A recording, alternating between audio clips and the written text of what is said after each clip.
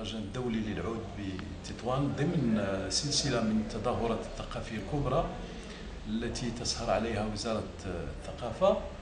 وأهم ما يميز هذا المهرجان هو احتفاؤه طبعا بالتنوع الثقافي وحوار الحضارات والتعابير الموسيقية الجميلة. كذلك أهمية هذا المهرجان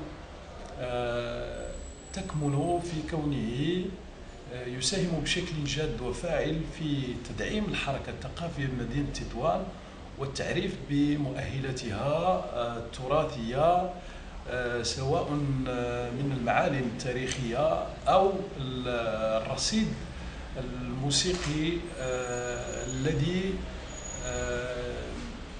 تتميز به مدينة تطوان ضمن النسيج الموسيقي الأورو متوسطي.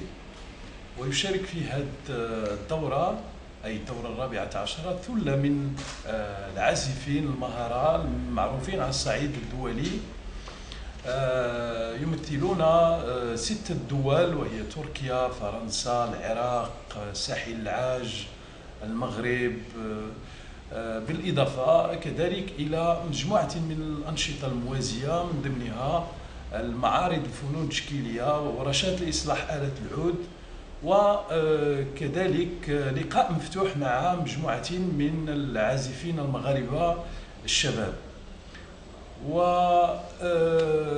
شرف هذه الدورة هي تركيا، وذلك احتفاء بطبعا العلاقات المتميزة التي تربط بين المغرب وتركيا، أو الأحرى بين الشعبين الشقيقين والحكومتين الصديقتين. أهم فقرات كذلك هذه الدورة هو احتفاؤها بالمبدعين المغاربة الذين أسدوا خدمات جليلة للفعل الثقافي الوطني، ذلك من خلال تكريم رمز من رموز البحث الموسيقي والأكاديمي، وهو الأستاذ محمد بالخياط، الذي أسهم بشكل كبير في إغناء الخزانة الموسيقية الوطنية.